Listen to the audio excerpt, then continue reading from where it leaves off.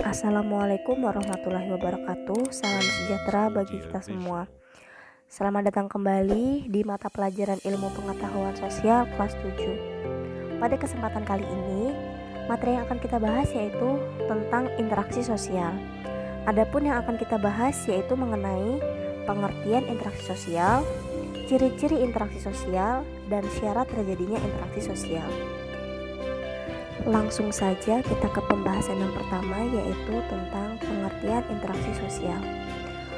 Baik, setiap hari kita pasti melakukan interaksi sosial, baik itu kita berbincang dengan orang tua, ngobrol dengan teman, atau misalnya kita membeli sesuatu barang di toko atau di warung. Nah, itu termasuk dalam contoh interaksi sosial. Pengertian dari interaksi sosial itu sendiri yaitu hubungan timbal balik antara dua orang atau lebih, baik itu secara verbal ataupun non-verbal. Nah, langsung aja kita lihat ciri-ciri dari interaksi sosial. Nah, adapun ciri-ciri dari interaksi sosial itu sendiri, yang pertama yaitu jumlah pelaku interaksi minimal 2 orang. Yang kedua, adanya komunikasi dengan simbol. Komunikasi dengan simbol ini contohnya dengan isyarat. Contohnya, anggukan kepala biasanya identik dengan persetujuan dan gelengan kepala identik dengan penolakan. Yang ketiga, adanya tujuan yang dicapai. Maksudnya adalah ada topik bahasan yang dibicarakan atau diperbincangkan oleh para pelaku interaksi sosial.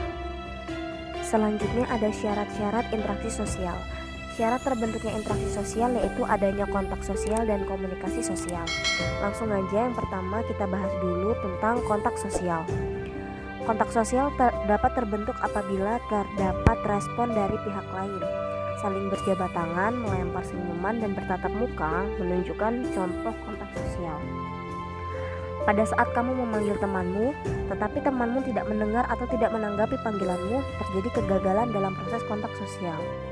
Nah, dalam kehidupan sehari-hari, kontak sosial dapat dibedakan menjadi beberapa bentuk.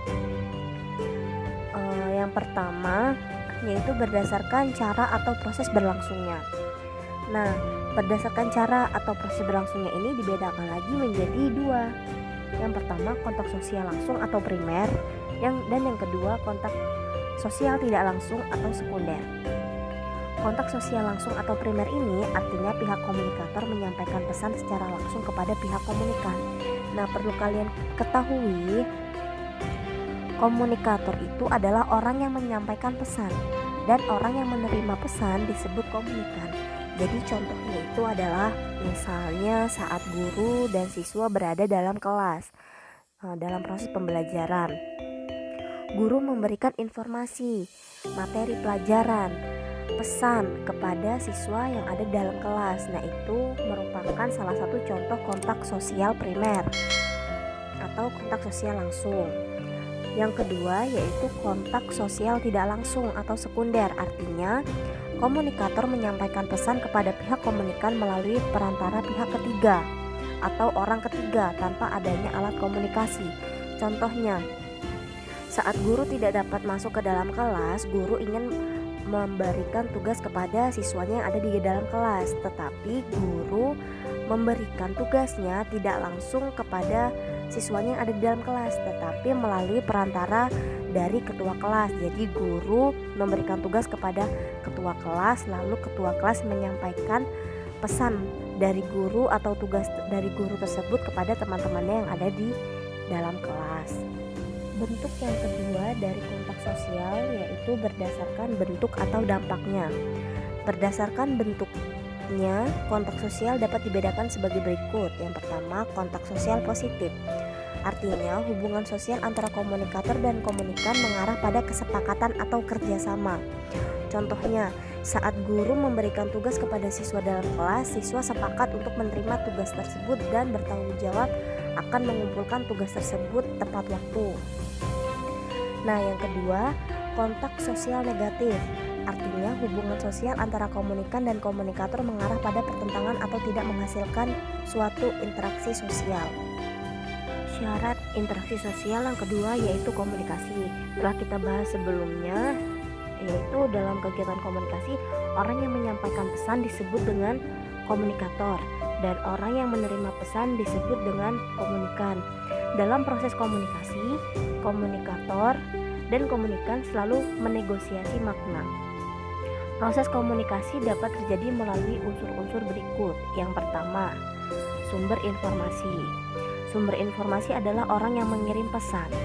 Pesan dikirim melalui berbagai pertimbangan hingga membentuk interaksi melalui saluran tertentu. Sumber informasi sering disebut komunikator. Yang kedua, pesan.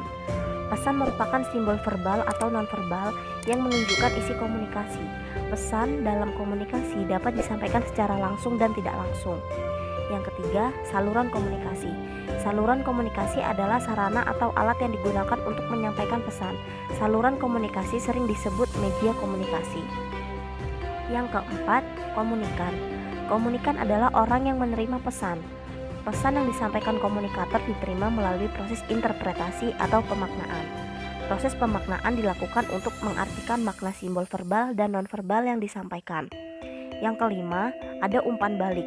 Umpan balik merupakan bentuk respon atau tanggapan yang disampaikan komunikan setelah mendapat pesan dari komunikator.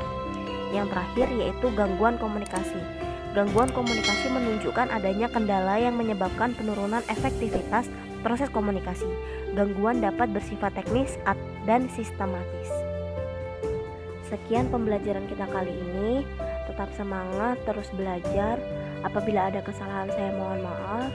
Apabila ada kritik dan saran yang membangun, dipersilahkan ditulis di kolom komentar dengan bahasa yang baik dan santun. Apabila ada kesalahan, saya mohon maaf. Saya akhiri. Wassalamualaikum warahmatullahi wabarakatuh.